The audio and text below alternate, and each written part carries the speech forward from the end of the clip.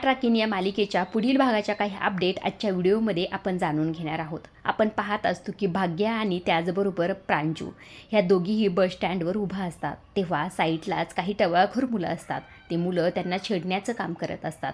आता भाग्याला फार राग येतो। भाग्या रागातच त्यांच्याकडे जाते आणि म्हणत असते, काय रे, मुलींना छेडायची खूप मज्जा वाटते का तुम्हाला? त्यावर आता खरं त्यातलाच एक मुलगा म्हणत असतो, अगं येऊन येऊन तू आलीस आमच्याकडे, आम्हाला तोंड गोड करायचंच असेल तर आम्ही रबडी खाऊत ना, असंही ते प्राजूकडे बघून म्हणत असतो। आता प्राजूला ह्या सगळ्या गोष्टीचं फार वाईट वाटत असतं बरं का।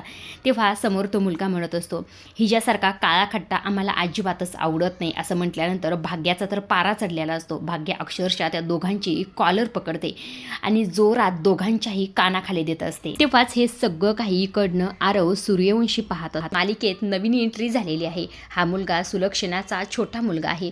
हे सगळं काही तो पाहत असतो आणि म्हणत असतो, वाव काय डॅशिंग मुलगी आहे। इकडे मात्र भाग्या जोर जोरात त्यांना मारत असते, दनादन देत असते। तेव्हाच खरं तर त्या मुलाने बाकीच्या बऱ्याच मुलांना त्यांनी बोलून घेतलेलं असतं।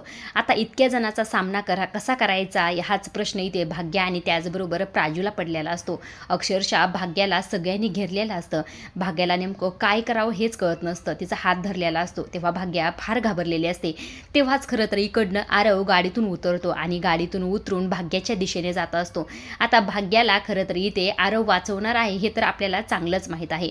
भाग्याला अक्षरशः त्या मुलाने ढकललेलं असतं।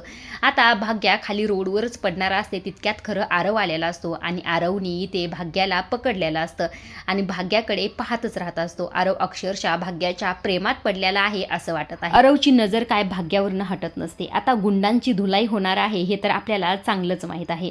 इकडे दुसऱ्या बाजूला सुलक्षणा घरी आलेली असते।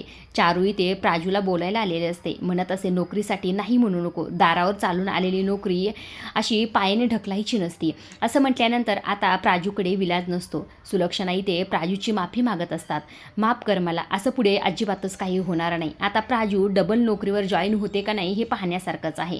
आजच्या पुरतं एवढंच। अशा डेली मालिकेचे अपडेट तुम्हाला जाणून घ्यायला आवडत असतील तर आपल्या चॅनलला जरूर सबस्क्राईब करा। धन्यवाद।